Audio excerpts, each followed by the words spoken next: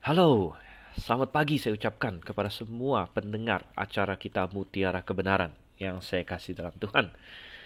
Dan kalau misalnya Anda sedang di siang atau malam hari juga selamat malam, selamat siang kepada Anda. Tapi yang jelas salam dalam kasih karunia Yesus Kristus Tuhan kita. Anda bersama dengan saya Dr. Stephen Einstein Liao. Dan saya sebagai salah satu gembala sidang dari Gereja Baptis Independen Alkitabiah Grafe di Jakarta, dan juga sebagai pembantu rektor bagian akademis di Grafe International Theological Seminary, juga di Jakarta, akan menemani Anda untuk mempelajari firman Tuhan. Kita akan membahas pelajaran kita pada hari ini sudah sampai kepada 1 Samuel pasalnya yang ke-8. Dan sungguh saya pribadi sangat mendapat berkat setiap kali saya melakukan rekaman ini karena saya harus mempelajarinya terlebih dahulu. Dan ketika saya mempelajari firman Tuhan, saya dikuatkan, saya sendiri dibantu oleh firman Tuhan dalam hidup saya. Dan oleh karena itu saya merasa sangat gembira bisa membagikan itu kepada banyak orang, kepada Anda semua yang mendengarkan acara Mutiara Kebenaran ini. Oke, 1 Samuel pasal yang ke-8, dan kalau Anda punya Alkitab dekat Anda atau mungkin di handphone Anda lain sebagainya, silakan kita akan membukanya. Kita akan baca sebagaimana biasa. Kita berasumsi bahwa sekitar 1 jam ke depan kita akan membahas 22 ayat dalam pasal ini. Dan kalau Anda baru saja bergabung dengan acara Mutiara Kebenaran, jangan tidak tahu bahwa kita punya semua rekaman dari kitab-kitab yang sebelumnya. Karena Mutiara Kebenaran itu sistematis dari Kejadian. Kalau Tuhan berkenan, kita akan sampai ke Maleakhi nanti. Kita tidak tahu kapan kesempatan berakhir, sudah kasih Tuhan. Karena saya yakin dan percaya berdasarkan firman Tuhan bahwa Tuhan Yesus bisa datang kapan saja. Dia bisa datang kembali kapan saja. Dan ya, dunia ini sudah siap, ya. Suasana politik, ekonomi, lain sebagainya, Tuhan bisa datang kapan saja memang. Karena tidak ada manusia yang bisa memprediksikan perubahan politik, perubahan sistem di dunia ini. Tidak ada satu orang pun bisa memprediksikannya dengan sempurna. Dan semua itu ada dalam kedaulatan Tuhan. Dan Tuhan bisa datang kapan saja. Dan kalau Tuhan datang sebelum kita menyelesaikan Maleakhi, maka saya akan berseru, puji Tuhan. Puji Tuhan, ya. Karena dia datang, begitu. Tapi kalau misalnya dia belum datang, berarti kita masih harus berjuang di dunia ini. Berarti kita masih harus menjadi terang di dunia ini. Maka untuk menjadi terang itu kita perlu firman Tuhan. Dan untuk menjadi terang itu makanya kita belajar firman Tuhan. Oke. Dan kita buka 1 Samuel pasal yang ke-8. Sebelum kita mulai, kita akan berdoa terlebih dahulu. Bapa di surga, kami mengucap syukur Tuhan untuk kasih setiamu kepada kami. Kami rindu Engkau yang akan menguatkan baik hamba sebagai pembicara maupun semua yang suatu hari akan mendengarkan rekaman ini, suatu hari akan mendengarkan penjelasan ini. Tuhan, Engkau ada di luar waktu, Engkau tahu saat yang paling tepat bagi setiap orang untuk mendengar dan merespon firman-Mu. Oleh karena itu, bimbing dan tolong supaya firman-Mu ini akan berguna dan akan membantu setiap orang yang mendengarnya untuk hidup dalam kebenaran-Mu. Kami berdoa Tuhan dalam nama Yesus Kristus. Amin. Oke, 1 Samuel pasalnya yang ke-8, dan kita mulai. Ayat 1, setelah Samuel menjadi tua, diangkatnyalah anak-anaknya laki-laki menjadi hakim atas orang Israel.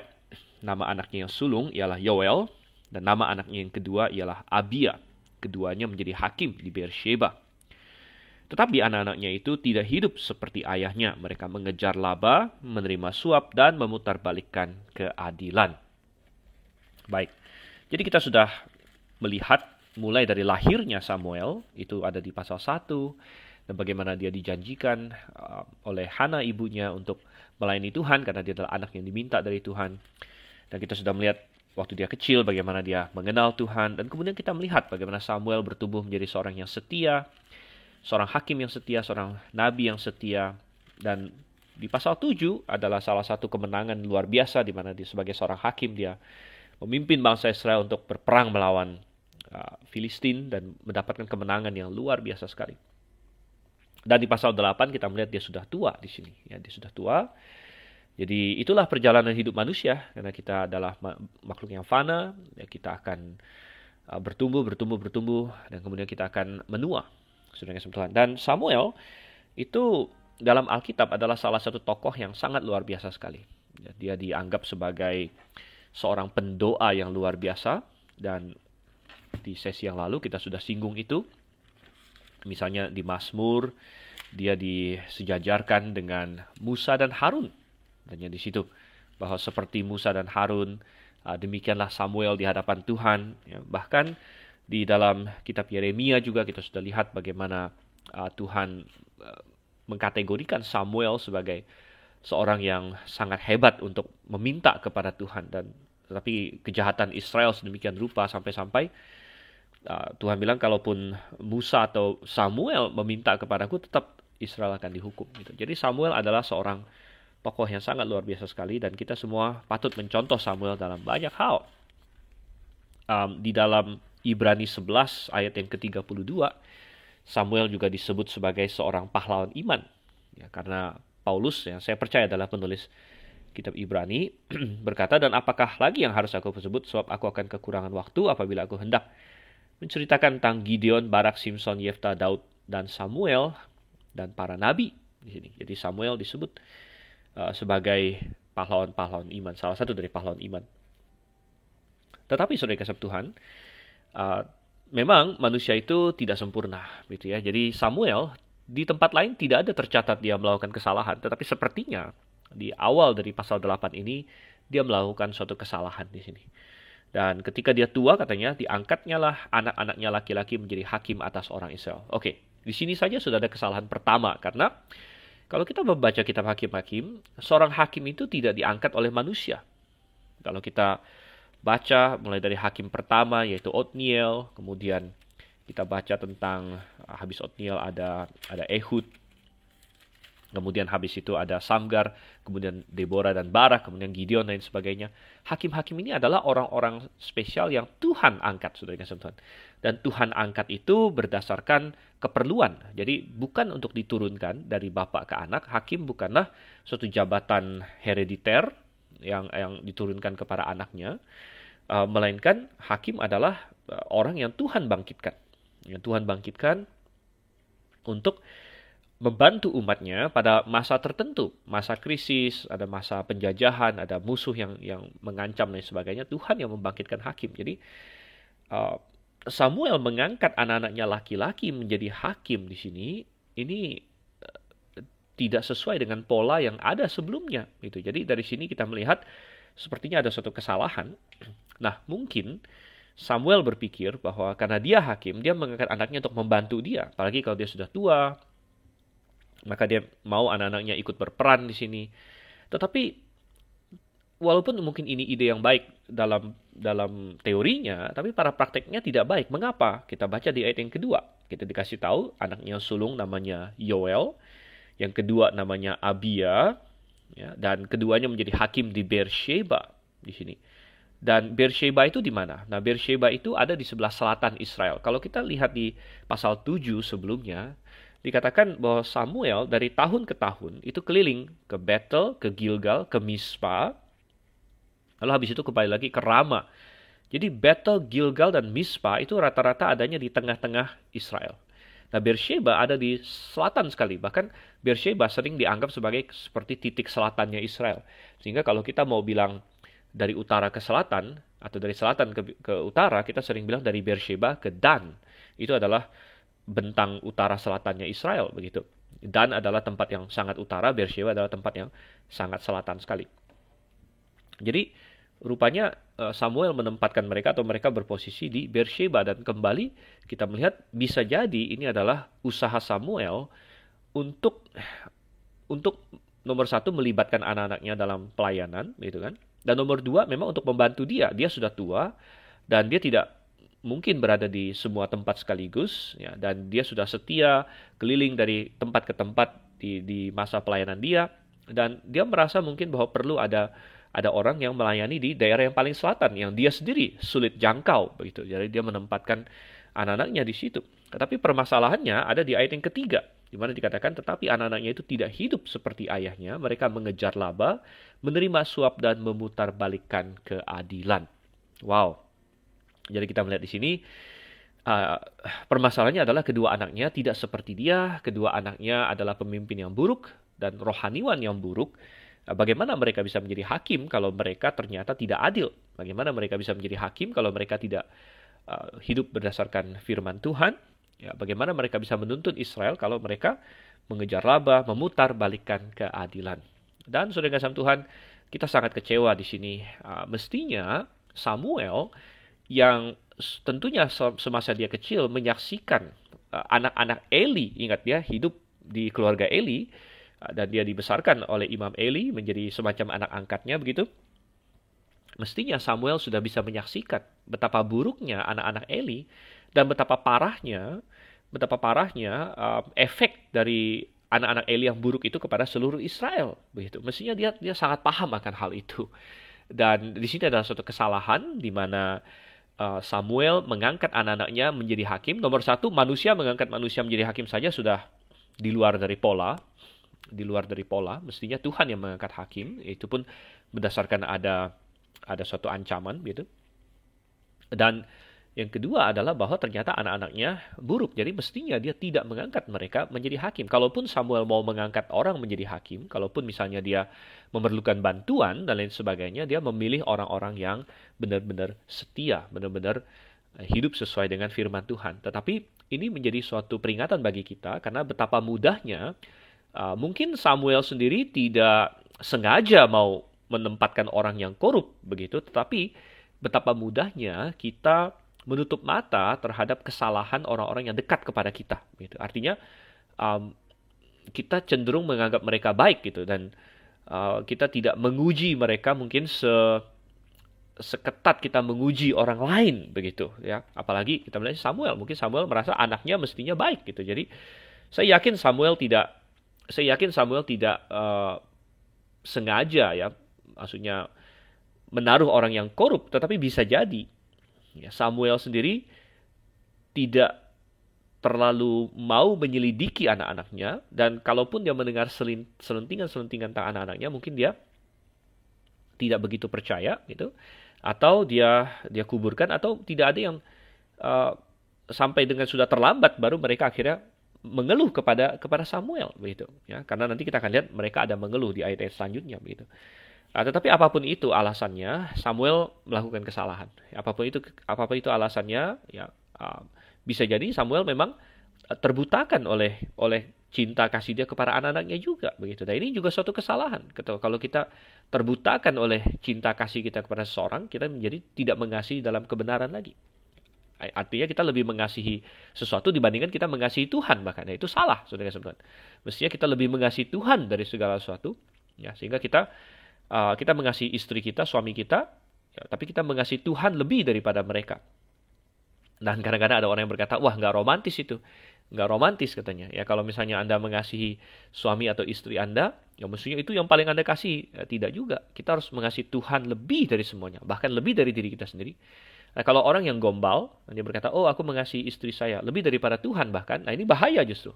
Bahaya, karena kasih yang melebihi kasih daripada Tuhan, itu akan kasih yang menyimpang nantinya. Kasih kita hanya bisa benar kalau kita mengasihi Tuhan nomor satu.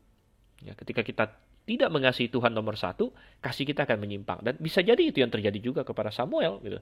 Saya tidak tahu hati dia tentunya.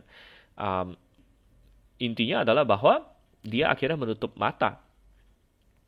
Bisa jadi dia menutup mata begitu kepada apa yang dilakukan oleh anak-anaknya di sini. Tetapi saya ingin membuat suatu observasi yang juga menarik, yaitu betapa banyak ya di dalam Alkitab orang-orang yang hebat gitu, tetapi yang anaknya kacau gitu. Dan saya ada istilahnya mengobservasi pola ini seringkali berulang ya, bahwa ada orang-orang yang hebat, yang setia kepada Tuhan, yang beriman, tetapi anak-anaknya ternyata menyimpang jauh dari Tuhan. Dan kadang-kadang saya bertanya-tanya, kenapa bisa demikian? Dan kita bisa mendaftarkan banyak sekali contoh-contohnya di dalam Alkitab. Tentu tadi kita sudah sebut Eli, ya Imam Eli. Imam Eli sendiri berdasarkan apa yang kita baca, sepertinya baik-baik saja dia, Imam Elinya gitu. Sepertinya orang yang setia, dia sangat peduli dengan tabut Tuhan dan lain sebagainya. um, dia adalah seorang hakim, dia menghakimi Israel. Ya. Tapi kita bisa lihat yang lain-lain lagi. Misalnya, Ishak, ya, Ishak punya dua anak. Oke, satu Yakub masih lumayan baik, walaupun ya menipu dia juga dan sebagainya, dan baru belakangan menjadi baik kan. Tapi Esau menyimpang dari iman. Ya, bahkan Yakub sendiri dia punya 12 anak, dan awalnya 12 anaknya ini sangat kacau sudah dengan Tuhan. Bagaimana mereka tidak segan-segan membunuh satu seisi kota, bagaimana mereka menjual adiknya sendiri, dan melalui intervensi Tuhan lah untuk benar-benar membentuk mereka, baru mereka akhirnya belakangan bertobat dan menjadi leluhur Israel gitu. Ya, tapi kita bisa lihat banyak contoh lain. Daud sendiri, Daud punya banyak anak, tapi hanya satu yang akhirnya benar-benar tercatat ini ya, Salomo tentunya, tercatat benar-benar kayak mewarisi iman dia dan kebijaksanaan dia gitu. Sedangkan anak-anak yang lain, bayangkan Amnon memperkosa adiknya sendiri, Absalom membunuh saudara-saudaranya, memberontak terhadap dia, Adonia mau merebut tahta dan lain sebagainya. Jadi juga sangat mengecewakan. Jadi ada banyak sekali pola seperti ini terulang, sehingga kita menjadi diperingatkan akan hal ini, ya, menjadi diperingatkan hal ini.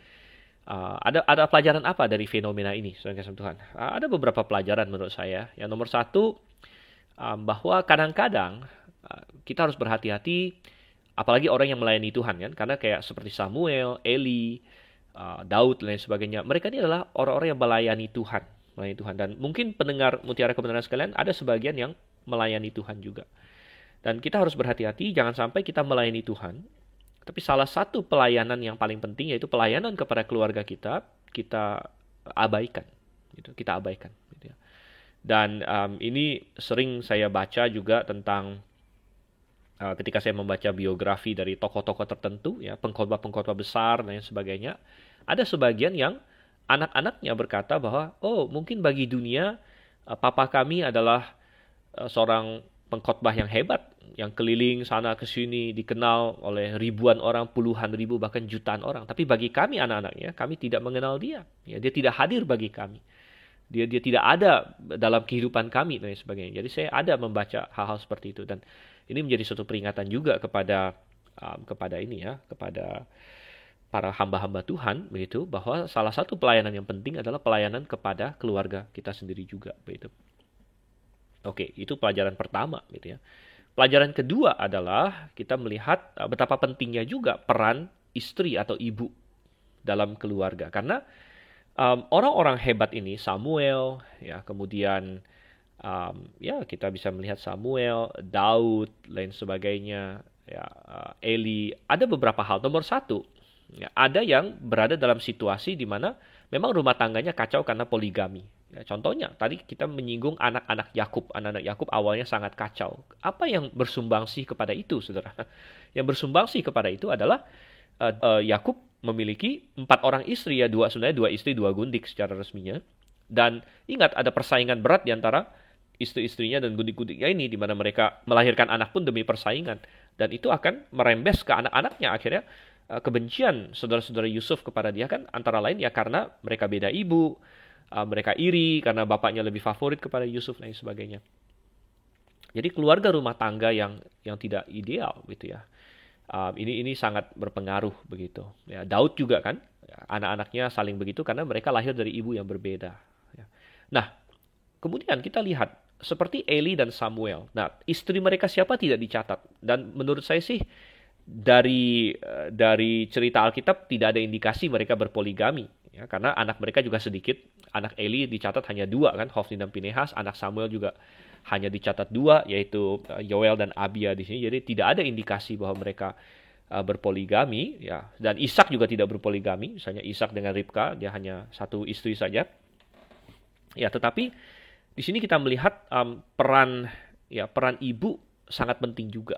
Ya, kita tidak dikasih tahu tentang istri mereka.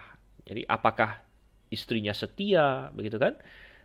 Apakah istrinya menjadi ibu yang baik, yang mengajarkan iman yang benar kepada anak-anaknya dan sebagainya. Jadi seorang ayah itu sangat penting karena dia adalah kepala keluarga, tapi seorang ibu tidak kalah pentingnya, saudara-saudara, tidak kalah pentingnya. Dan saya bertanya-tanya, apakah ada perannya juga bahwa istri ya dari orang-orang ini, begitu kan, tidak optimal di dalam menurunkan kebenaran dan mengajarkan kebenaran kepada anak-anaknya.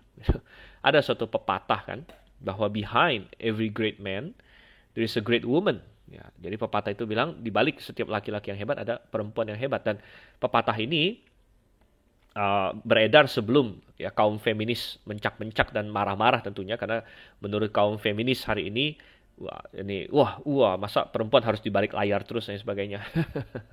Oh, saudara kasih Tuhan.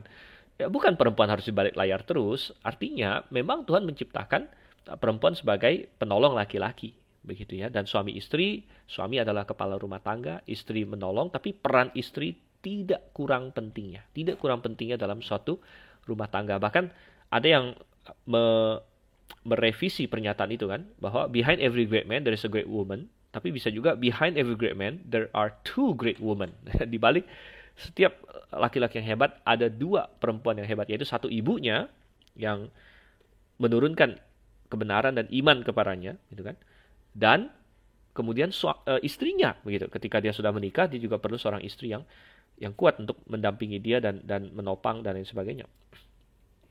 Dan kita bisa melihat contoh lain lagi, peran seorang ibu, begitu kan, adalah Timotius. Ya, Timotius, kalau kita lihat di tulisan Rasul Paulus, surat kepada Timotius, dan kita tahu bahwa Timotius itu bapaknya seorang Yunani, ibunya seorang Yahudi, tapi iman yang benar itu sudah tumbuh pada Timotius, bahkan dari ibunya Eunike dan neneknya Lois, katanya di situ. Nah, ini sangat luar biasa sekali. Jadi itu pelajaran kedua, bahwa memang bapak penting, tapi ibu juga penting. Jadi bapaknya bisa beriman, kalau ibunya kurang beriman, ini bisa jadi ada sumbangsihnya juga, begitu, kepada menyimpangnya anak-anak ini, gitu. Walaupun kita tidak diceritakan tentang ibu mereka, tapi intinya peran seorang ibu tidak kalah pentingnya. Anda bisa bayangkan sendiri, kontraskan dengan Hana, gitu kan. Hana seorang ibu yang sangat beriman, dan dia bagaimana pengaruh dia kepada Samuel, sekalipun Samuel pada waktu yang sangat muda saja sudah pergi dari dia, begitu. Ya. Dan pelajaran yang ketiga adalah bahwa tiap-tiap orang bagaimanapun harus membuat keputusan sendiri. Jadi tidak ada orang yang mewarisi iman orang tuanya begitu saja. Ya, orang tua pun tidak bisa begitu saja mewarisi kepada anaknya iman. Iman itu bukan seperti tanah, rumah yang bisa langsung diwariskan, gitu ya. Tetapi iman itu adalah sesuatu yang pribadi. Jadi orang tua bisa saja mencoba mewariskan iman kepada anaknya. Tapi kalau anaknya tidak mau, ya tidak ada yang bisa dilakukan, gitu kan. Karena tiap-tiap orang harus bertanggung jawab atas keputusannya sendiri, begitu.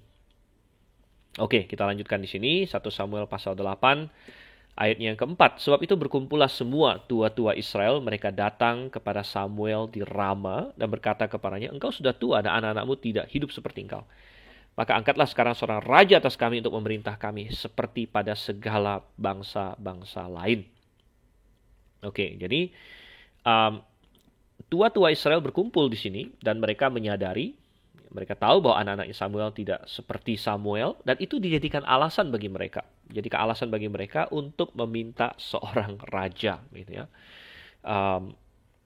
Dan kita melihat di sini, ini akan menjadi suatu hal yang sangat menyedihkan. Coba kita baca terus lagi dulu ya di ayat 6 dan ayatnya, kita baca dulu ya beberapa ayat. Ayat 6, waktu mereka berkata, berikanlah kepada kami seorang raja untuk memerintah kami, perkataan itu mengesalkan Samuel. Maka berdoalah Samuel kepada Tuhan. Jadi, ya Samuel tentunya ketika dia mendengar ini sangat memukul dia. Ya nomor satu, memukul dia karena mereka menolak anak-anaknya. Gitu kan? Tentu Samuel sangat mengasihi anak-anaknya, tapi mereka menolak anak-anaknya. Tetapi lebih dari sekedar itu saja, Samuel, ya tentu secara personal, secara manusiawi, dia merasa sedih bahwa mereka menolak anak-anaknya, tapi mungkin dia juga sadar bahwa komplain mereka terhadap anak-anaknya ini sah, begitu. Tapi saya bisa melihat bahwa Samuel bisa mendeteksi motivasi lain di balik permintaan raja ini. Ya, bukan hanya sekedar menolak anak-anak Samuel yang memang nggak benar. Nah, itu hanya dijadikan pembuka, begitu. Itu dijadikan peluang bagi mereka untuk meminta raja yang apa motivasi mereka. Nah, perhatikan di ayat yang kelima tadi. Supaya katanya apa? Seperti pada segala bangsa-bangsa lain. Dan intinya adalah mereka ingin menjadi seperti bangsa-bangsa lain. Gitu. Wow, saudara yang kasih Tuhan. Dan Samuel bisa mendeteksi motivasi yang tidak benar ini. Dan itu membuat dia sedih, membuat dia kesal. Ya. Sebenarnya, saudara yang kasih Tuhan, meminta raja atau menginginkan seorang raja dengan sendirinya bukan suatu kesalahan. Sebenarnya Tuhan sudah mempersiapkan Israel suatu hari akan punya raja. Itu bahkan sudah diatur dalam hukum Taurat. Coba kita buka Alkitab kita di dalam Ulangan pasalnya yang ke-17. Kita buka Ulangan pasalnya yang ke-17. Dan dari ayat 14 sampai dengan ayat yang ke-20 di sini. Bunyinya adalah hukum tentang raja. Saya akan bacakan ya. Apabila engkau telah masuk ke negeri yang diberikan kepadamu oleh Tuhan Allahmu dan telah mendudukinya dan diam di sana, kemudian engkau berkata, aku mau mengangkat raja atasku seperti segala bangsa yang di sekelilingku, maka hanyalah raja yang dipilih Tuhan Allahmu yang harus kau angkat atasmu. Dari tengah-tengah saudara-saudaramu haruslah engkau mengangkat seorang raja atasmu. Seorang asing yang bukan saudaramu tidaklah boleh kau angkat atasmu. Hanya janganlah ia memelihara banyak kuda dan janganlah ia mengembalikan bangsa ini ke Mesir untuk mendapat banyak kuda. Sebab Tuhan telah berfirman kepadamu, janganlah sekali-kali engkau kembali melalui jalan ini lagi. Juga janganlah ia mempunyai banyak istri, supaya hatinya jangan menyimpang. Emas dan perak pun janganlah ia kumpulkan terlalu banyak. Apabila ia duduk di atas tahta kerajaan, maka haruslah ia menyuruh menulis baginya salinan hukum ini menurut kitab yang ada pada imam-imam orang Lewi. Itulah yang harus ada di sampingnya dan haruslah ia membacanya seumur hidupnya. Untuk belajar takut akan Tuhan Allahnya dengan berpegang pada segala isi hukum dan ketetapan ini untuk dilakukannya. Supaya jangan ia tinggi hati terhadap saudara-saudaranya. Supaya jangan ia menyimpang dari perintah itu ke kanan atau ke kiri agar lama ia memerintah ia dan anak-anaknya di tengah-tengah orang Israel. Jadi Tuhan sudah mengantisipasi bahwa Israel akan punya seorang raja bahkan. Ya. Dan bahkan sebelum ini lagi itu sudah dinubuatkan juga di dalam kitab Kejadian. Waktu Yakub hampir mati, dia ada menubuatkan bahwa tongkat kerajaan akan berasal dari Yehuda. Itu ada di Kejadian pasalnya yang ke-49 ayat yang ke-10. Tongkat kerajaan tidak akan beranjak dari Yehuda ataupun lambang pemerintahan dari antara kakinya. Jadi sebenarnya Tuhan sudah mengantisipasi bahwa suatu hari Israel akan menjadi suatu kerajaan. Tetapi mestinya mereka menunggu waktu Tuhan.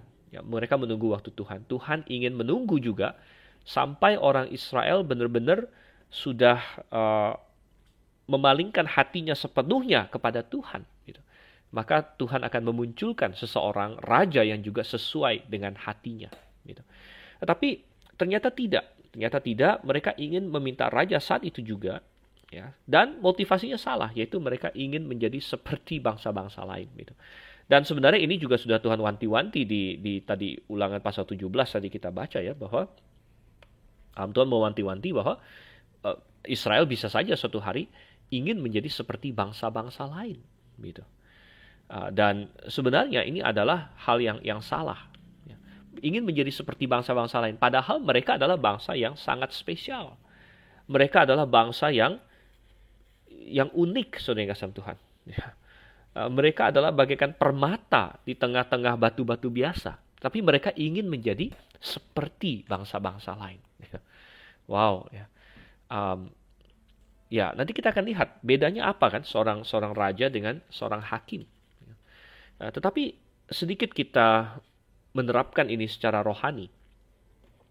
Kita harus belajar dari ini. Karena hari ini pun banyak orang Kristen atau bahkan gereja-gereja yang ingin menjadi serupa dengan dunia. Sama seperti Israel ingin serupa dengan bangsa-bangsa lain. Banyak orang Kristen hari ini ingin serupa dengan dunia. Banyak gereja-gereja ingin serupa dengan dunia. Padahal Tuhan wanti-wanti tidak boleh seperti itu. Coba kita lihat Roma pasal 12. Roma pasal 12 ayat 1 dan 2. Ini ayat yang sangat penting. Karena itu saudara-saudara, demi kemurahan Allah aku menasihatkan kamu, supaya kamu mempersembahkan hidupmu sebagai persembahan yang hidup, yang kudus dan yang berkenan kepada Allah. Itu adalah ibadahmu yang sejati. Jadi keseluruhan diri kita itu milik Tuhan, itu dipersembahkan kepada Tuhan. Ayat 2. Janganlah kamu menjadi serupa dengan dunia ini. Jangan mau menjadi sama dengan dunia ini. Tapi berubahlah oleh pembaharuan budimu, sehingga kamu dapat membedakan manakah kehendak Allah, apa yang baik, yang berkenan kepada Allah, dan yang sempurna. Jadi kita harus berubah, kita harus berbeda dari dunia ini. Dalam hal apa kita harus berbeda? Coba kita lihat di dalam 1 Yohanes pasal 2. 1 Yohanes pasal 2, kita akan lihat di ayatnya yang ke-15 dan sampai 17. Dan ini adalah salah satu perikop dari cukup banyak perikop yang memberitahu kita untuk berbeda dari dunia. Ya, di Yakobus dikatakan persahabatan dengan dunia adalah permusuhan dengan Allah dan lain sebagainya. Tapi perhatikan 1 Yohanes 2 ayat 15 yang tadi kita sudah buka. Janganlah kamu mengasihi dunia ini. Janganlah kamu mengasihi dunia dan apa yang ada di dalamnya. Jikalau orang mengasihi dunia, maka kasih akan Bapa tidak ada di dalam orang itu. So, semua yang ada di dalam dunia, yaitu keinginan daging dan keinginan mata, serta keangkuhan hidup, bukanlah berasal dari Bapa, melainkan dari dunia. Dan dunia ini sedang lenyap dengan keinginannya. Tetapi orang yang melakukan kehendak Allah tetap hidup selama-lamanya. Jadi kita melihat di sini betapa peringatan Tuhan bahwa dunia itu menentang Tuhan. Ya, dunia itu penuh dengan apa katanya? Keinginan daging, ayat 16, keinginan mata, serta keangkuhan hidup. Ya, oleh karena itu kita tidak boleh sama dengan dunia dalam hal apa? Dalam hal filosofinya yang menentang Tuhan. Dalam hawa nafsunya, dalam kecongkakannya, dalam kedagingannya. Ya, kita tidak boleh menjadi serupa dengan dunia dalam hal-hal itu. Nah, tentu kita bukan berarti kita beda sendiri hanya demi beda saja. Misalnya orang lain, misalnya di Indonesia orang lain makan nasi, ya kita jadi nggak mau makan nasi karena nggak boleh serupa dengan dunia. Bukan itu maksudnya, karena makan nasi tidak memiliki nilai moral gitu.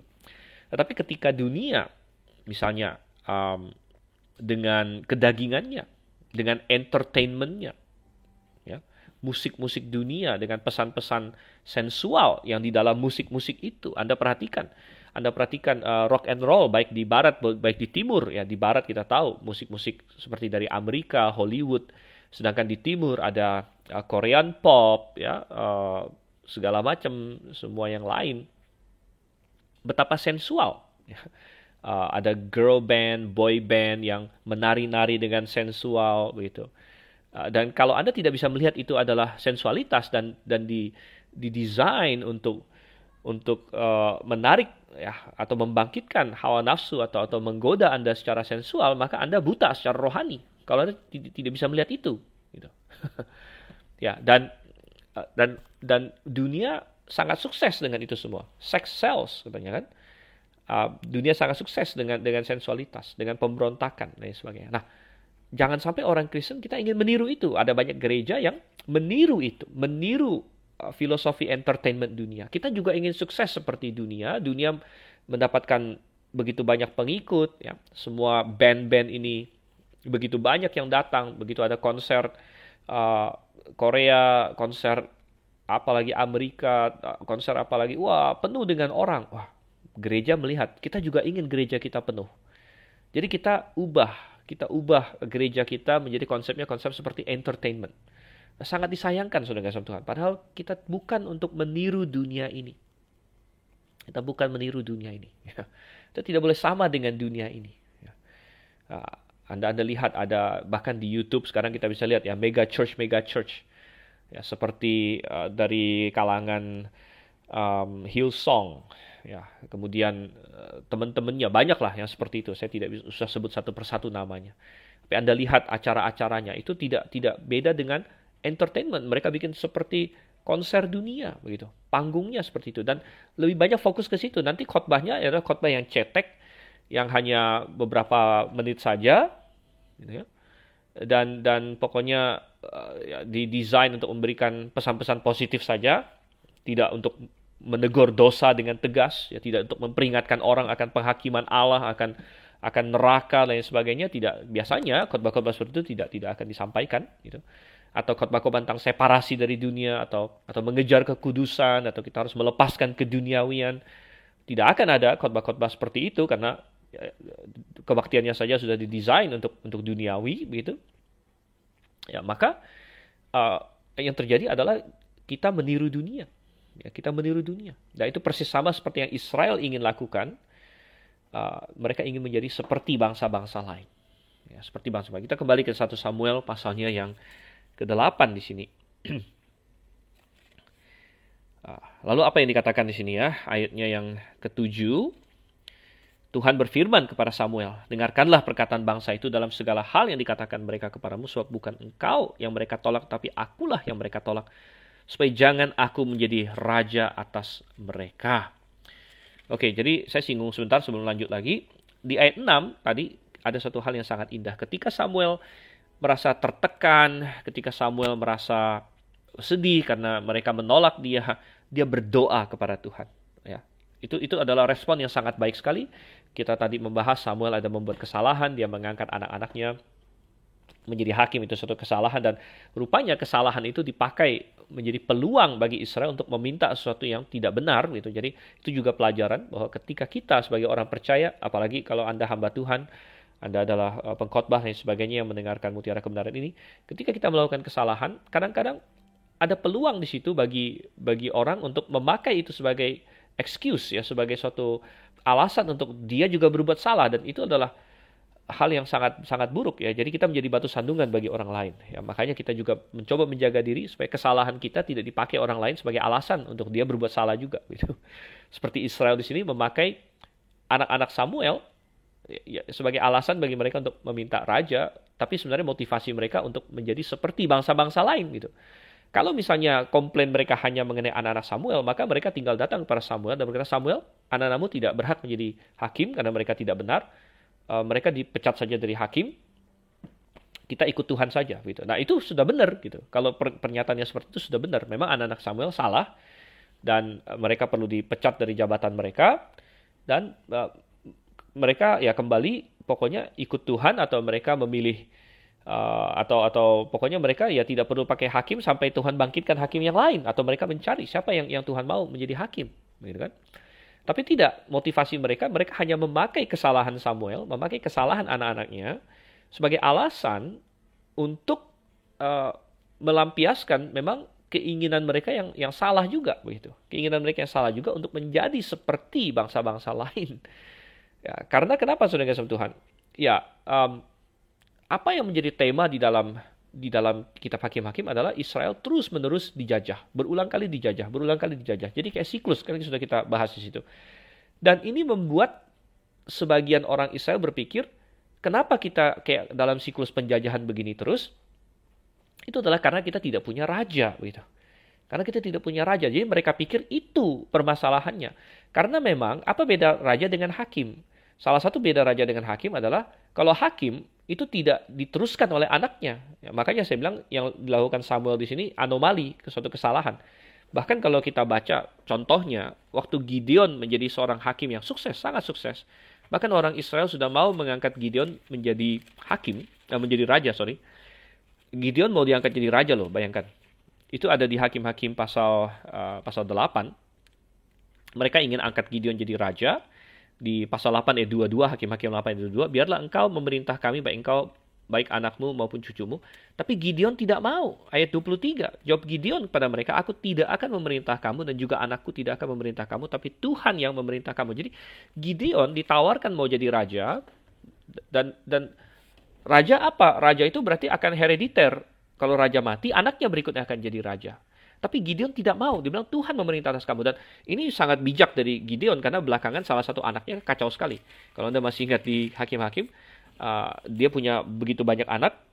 Akhirnya satu dari anak-anak ininya, anak dari gundiknya bahkan, gitu ya, yang namanya Abimelek, yang akhirnya membunuh semua saudaranya yang lain, dan benar-benar pengen jadi raja, begitu. Jadi Gideon tidak mau jadi raja sudah benar. Nah, kalau raja itu kan herediter, dan sebagian Israel mungkin berpikir begini, kalau misalnya kita hakim, hakim menyelamatkan kita, lalu setelah hakim itu nggak ada, kita dikalahkan lagi oleh orang lain, gitu. Nah, kita perlu tunggu hakim berikutnya lagi untuk menyelamatkan kita.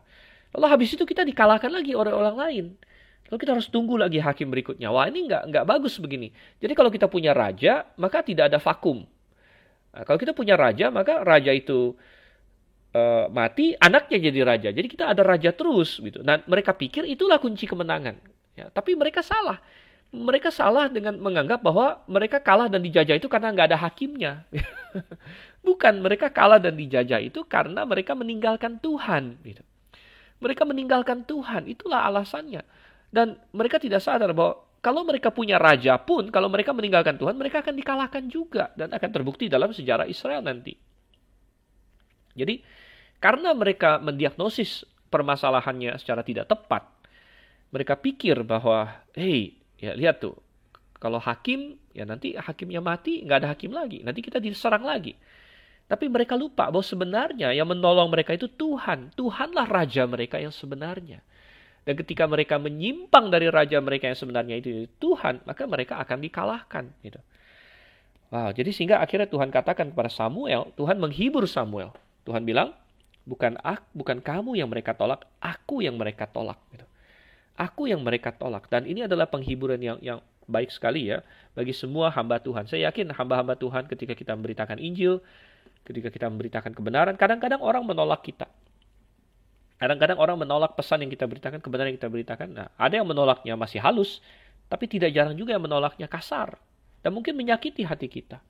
Tapi ingat kata Tuhan kepada Samuel ini, kita terapkan juga bahwa sebenarnya yang ditolak oleh dia bukan kita pribadi, tapi adalah Tuhan. Dan kita hanya menyampaikan kebenaran. Jadi, kuatkan diri kita, beritakan terus kebenaran. Kalau orang tolak, yang dia tolak sebenarnya bukan kita, tapi Tuhan. Oke, kita lanjut lagi. Ayatnya yang ke-8. Tepat seperti yang dilakukan mereka kepadaku sejak hari aku menuntun mereka keluar dari tanah Mesir, sampai hari ini, yakni meninggalkan daku dan beribadah kepada Allah lain. Demikianlah juga dilakukan mereka kepadamu. Ya, jadi Tuhan bilang bahwa, oke Samuel, ya, sekarang kamu semakin memahami perasaanku. Ya, semakin memahami perasaanku, sebagaimana mereka menolak aku sudah begitu lama, ya sekarang juga mereka memperlihatkan itu kepada kamu. Dan memang benar, makanya Tuhan banyak memakai ilustrasi. Ya, sejak saya menjadi seorang ayah, menjadi bapak, saya punya anak, saya bisa banyak juga memahami ketika Tuhan berbicara sebagai bapak juga. Ya, kepada manusia sebagai anak-anaknya. Jadi itu membantu saya memiliki perspektif. Dan ya Samuel di sini Tuhan bilang, ya, mereka sudah menolak aku banyak kali. Sekarang mereka menolak kamu satu kali ini. Ya, kamu mulai paham ya, bagaimana penolakan yang mereka lakukan kepada aku itu. Gitu. Ayat yang ke-9. Oleh sebab itu dengarkanlah permintaan mereka. Hanya peringatkanlah mereka dengan sungguh-sungguh dan beritahukanlah kepada mereka apa yang menjadi hak raja yang akan memerintah mereka.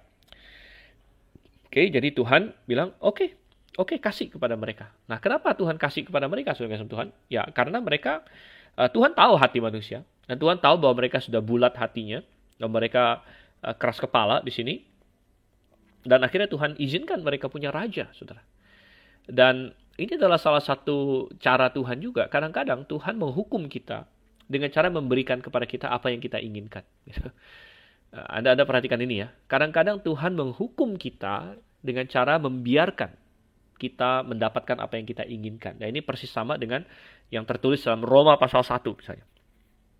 Di Roma pasal 1, Paulus menuliskan firman Tuhan. Dia di situ berbicara tentang murka Allah.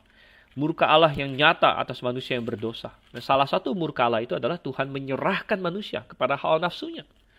Tuhan menyerahkan mereka kepada keinginan hati mereka yang jahat. Jadi ketika Tuhan menyerahkan kita kepada keinginan kita akan dosa, itu adalah suatu bentuk penghukuman, bentuk penghakiman. Gitu. Jadi Tuhan bilang, oke, ya, silakan kalau gitu. Mereka keras kepala, mereka Tuhan tahu hati mereka. Hanya peringatkan mereka, jangan sampai nanti mereka bilang mereka tidak tahu. Peringatkan mereka apa yang akan terjadi. Ya, kita kembali ke 1 Samuel pasal 8 di sini, ayat 10. Dan Samuel menyampaikan segala firman Tuhan kepada bangsa itu yang meminta seorang raja kepadanya. Katanya, inilah yang menjadi hak raja yang akan memerintah kamu itu. Anak-anakmu laki-laki akan diambilnya dan dipekerjakannya pada keretanya dan pada kudanya. Dan mereka akan berlari di depan keretanya. Ia akan menjadikan mereka kepala pasukan 1.000 dan kepala pasukan 50. Mereka akan membajak ladangnya dan mengerjakan penuaian baginya. Senjata-senjatanya dan perkakas keretanya akan dibuat mereka. Anak-anakmu perempuan akan diambilnya sebagai juru campur rempah-rempah, juru masak dan juru makanan. Selanjutnya dari ladangmu, kebun anggurmu dan kebun zaitunmu akan diambilnya yang paling baik dan akan diberikannya kepada pegawai-pegawainya. Dari gandummu dan hasil kebun anggurmu akan diambilnya 1/10 dan akan diberikannya kepada pegawai-pegawai istananya dan kepada pegawai-pegawainya yang lain. Budak-budakmu laki-laki dan budak-budakmu perempuan, ternakmu yang terbaik dan keledai-keledaimu akan diambilnya dan dipakainya untuk pekerjaannya. Dari kambing dombamu akan diambilnya 1/10 dan kamu sendiri akan menjadi budaknya. Pada waktu itu kamu akan berteriak karena rajamu yang kamu pilih itu. Tetapi Tuhan tidak akan menjawab kamu pada waktu itu. Ya, saudara kasih Tuhan. Jadi kita melihat di sini, ya Samuel memperingatkan mereka, ingat loh, kalian ingin raja. Kalian pikir raja itu bentuk kerajaan, bentuk monarki itu ada keuntungan-keuntungan. Dan mungkin mungkin ada keuntungan-keuntungan. Dan ingat bahwa Tuhan memang sudah mempersiapkan juga bahwa suatu hari Israel akan menjadi monarki. Ya, tetapi apa? Tetapi ingatkan akan apa yang raja akan lakukan. Jadi bentuk pemerintahan monarki ini juga ada kelemahan-kelemahannya. Gitu. Kelemahannya apa? Ya, kalau mereka hanya hakim saja, jadi tidak ada pemerintahan yang terstruktur, tidak ada pemerintahan sentral. Ya, dan mungkin bilang, oh itu bahaya. Tapi itu juga indah, saudara Tuhan. Sebenarnya indah. Teokrasi itu indah kalau memang umatnya itu semua tunduk kepada Tuhan. Ya, teokrasi itu indah kalau memang orang-orangnya orang-orang beriman gitu. Dan ya itu indah. Ya, kalau Anda bisa membayangkan hari ini misalnya suatu negara yang orang-orangnya semuanya itu taat kepada Tuhan, gitu kan? Wah, itu sangat indah sekali. Tidak perlu pemerintah yang bagaimanapun jalan dengan baik gitu. Jalan dengan baik. Ya, misalnya ada kesalahan pun, ada orang yang berbuat kriminal, itu diselesaikan oleh masyarakat setempat, gitu kan? Sesuai dengan prinsip Tuhan dan sebagainya. Nah, memang hari ini susah untuk seperti itu ya karena tidak ada masyarakat yang sepenuhnya ikut Tuhan memang. Tidak ada. Gitu. Tidak ada, oleh karena itu ya teokrasi tidak berjalan karena memang pada tidak mengakui Tuhan. Gitu ya, tidak mengakui Tuhan. Dan tetapi kita melihat di sini, ya waktu Israel di zaman hakim-hakim dan Tuhan mau mereka hidup sebagai teokrasi dan ya tidak ada pemerintahan pusat, itu bagusnya apa? Bagusnya tidak ada biaya-biaya lebih gitu. Tidak ada biaya-biaya lebih dan ketika mereka mau monarki, ya mereka mau raja, efeknya pasti ada biaya. Ada pemerintah, ada biaya. Ya, kemudian dia harus punya pasukan. Raja kan pasti mau punya pasukan. Nah, pasukannya dari mana? Ya dari kita semua, dari rakyat semua. Anaknya diambil, gitu kan? Lalu harus dikasih makan nih, dikasih gaji. Ambil dari mana? Dari pajak. Gitu. Dia akan ambil kambing dombamu 1/10-nya, dia akan ini ambil segala macam. Ya.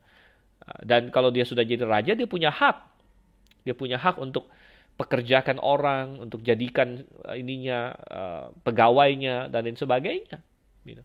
Jadi kalau Anda perhatikan di ayat yang ke tadi 11 sampai dengan ayatnya yang ke 17, penekanannya apa? Apa di situ? Ada kata yang terus diulang. Yaitu akan diambilnya. Akan diambilnya. Gitu. Di ayat 11 ya, akan diambilnya. Ya. Ayat yang ke-13 akan diambilnya. Ayat 14 akan diambilnya. Ayat 15 akan diambilnya. Jadi raja itu akan mengambil dan mengambil dan mengambil gitu. Ya, dan hari ini begitu banyak orang ini ya protes atau merasa berat membayar pajak ya. Kadang-kadang kita berpikir aduh, pajak ya kan. Jadi kita kerja, pemerintah ambil sekian banyak. Nah, saya bukan anarkis tentunya. Saya mengerti bahwa pajak itu diperlukan oleh pemerintah ya karena kita perlu membangun negara dan lain sebagainya. Tapi kadang-kadang kita pikir, aduh ada banyak hal yang negara nggak perlu urus sebenarnya, yang negara nggak perlu biayai, gitu kan? Ya, tapi dibiayai oleh negara, gitu. Ya, misalnya pendapat pribadi saya, contohnya, ya negara nggak perlu ngurus agama, contohnya. Ya, dan departemen agama itu ya mestinya nggak usah ada gitu, karena agama itu urusan pribadi manusia dengan Tuhan. Jadi ngapain diurus oleh negara gitu? Ini contohnya, gitu kan? Budget-budgetnya di situ bisa dipangkas, gitu kan?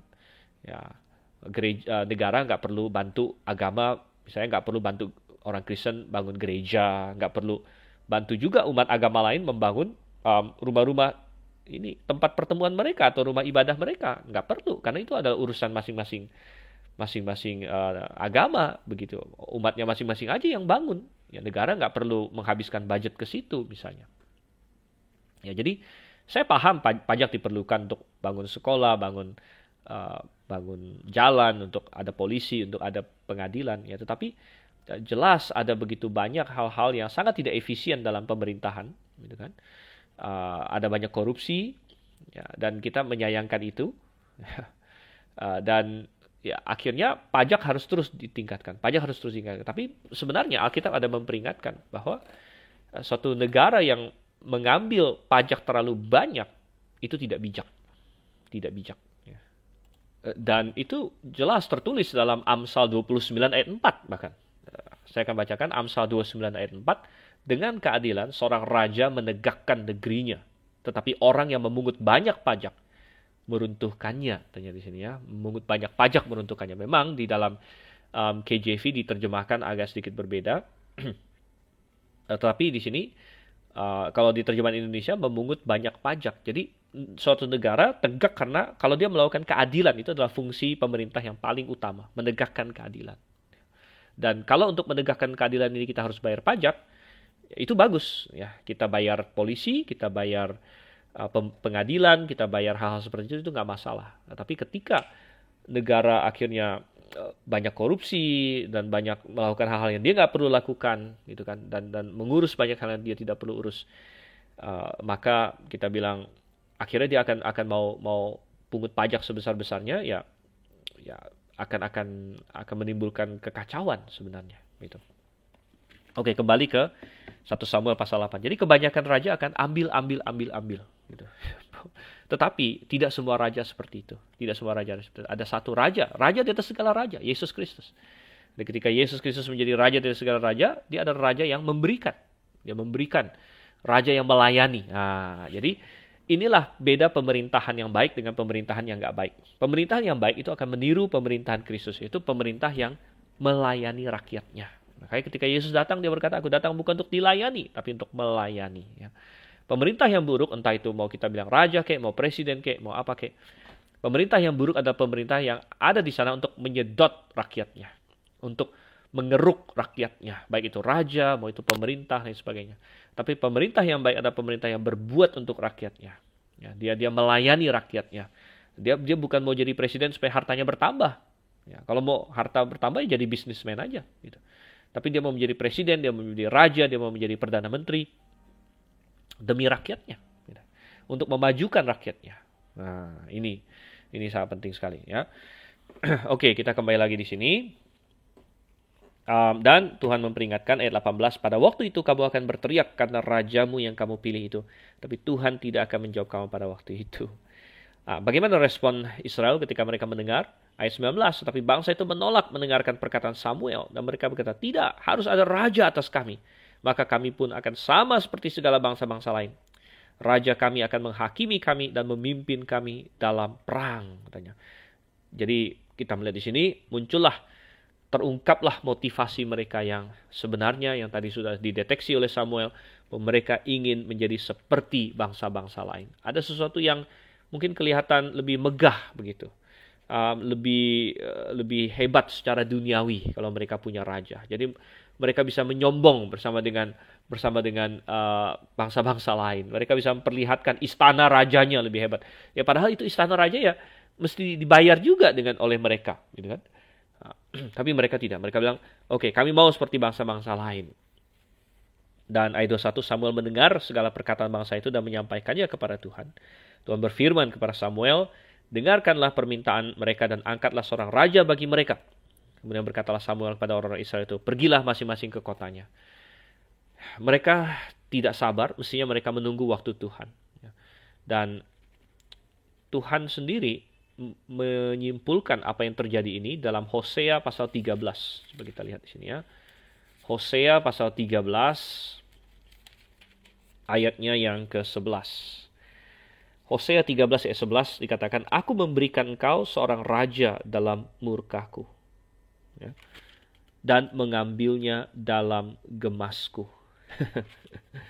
um, Coba kita lihat dari ayat 9 bahkan ya, dari ayat 9, Hosea 13 ayat 9. Aku membinasakan engkau, hai Israel, siapakah yang dapat menolong engkau? Di mana gerangan rajamu supaya diselamatkannya engkau? Dan semua pemukamu supaya diberinya engkau keadilan. Hai engkau yang berkata, berilah kepadaku seorang raja dan pemuka-pemuka. Di sini kan. Jadi ingat bahwa Israel minta raja karena dia berpikir raja bisa menyelamatkan mereka. Tapi mereka lupa, yang menyelamatkan mereka itu Tuhan, bukan raja manusia. Akhirnya mereka minta raja, dan tadi ayat 11 itu, aku memberikan engkau seorang raja dalam murkaku dan mengambilnya dalam gemasku. Jadi sekali lagi Tuhan mengizinkan Israel punya raja, Tuhan kasih tahu Samuel, oke, angkat mereka raja. Tapi itu adalah salah satu bentuk penghakiman, Nah, mestinya kalau mereka menunggu waktu Tuhan, bisa saja memang Tuhan sudah persiapkan. Dan ingat bahwa sekitar 40-an tahun setelah ini akan ada seorang raja yang baik yang akan bangkit, yaitu Daud gitu.